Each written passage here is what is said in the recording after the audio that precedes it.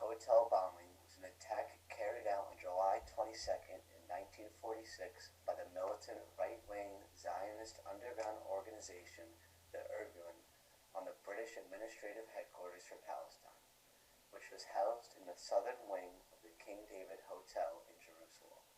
91 people of various nationalities were killed, and 46 were injured. The hotel was the site of the central offices of the British Mandatory Authorities of Palestine, principally the Secretariat of the Government of Palestine and the headquarters of the British forces in Palestine and Transjordan. The attack initially had the approval of the HOTA, the principal Jewish paramilitary group in Palestine. It was conceived as a response to Operation Agatha, a series of widespread raids, including one on the Jewish Agency conducted by the British authorities in the British Mandate of Palestine, and was the deadliest directed at the British during the Mandate era. The explosion caused more casualties than any subsequent bombing carried out in the Arab-Israeli conflict. The bombing inflamed public opinion in Britain.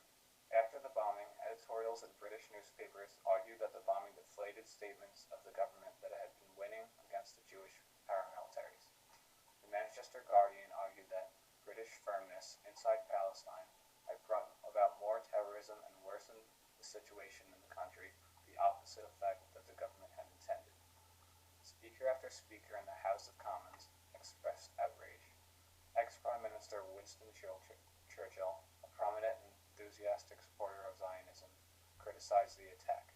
He also related the bombing to the problems within the mandate system, and he advocated allowing for further Jewish immigration into Palestine.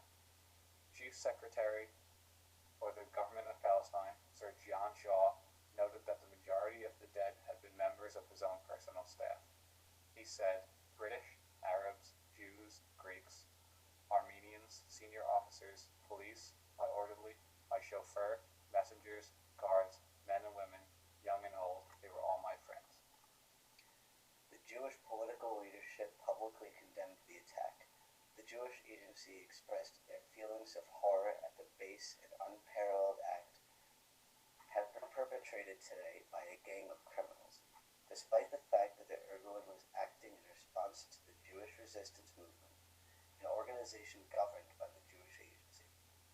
The Jewish National Council denounced the bombing. According to the Jerusalem Post, although the Haganah had sanctioned the King David bombing, worldwide condemnation caused the organization to distance itself from the attack. David Ben-Gurion deemed the Irgun the enemy of the Jewish people after the attack.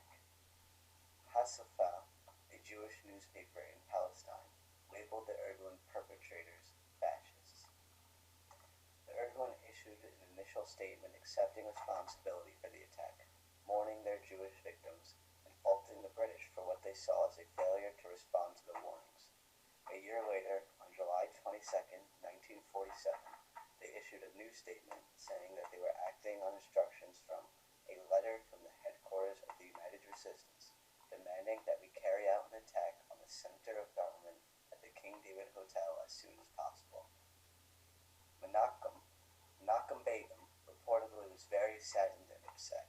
He was angry that the hotel was not evacuated, resulting in civilian casualties that were against the Irgun's policy.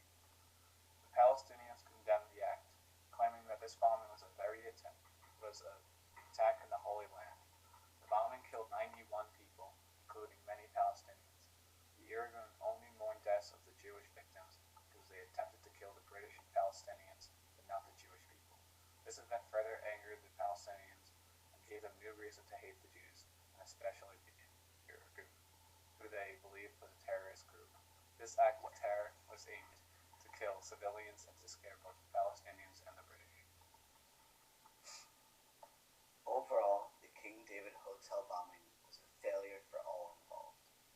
The British and Palestinians lost many unnecessary lives for an apparent publicity statement, and the Zionist movement, including the Irgun, received nothing but bad press.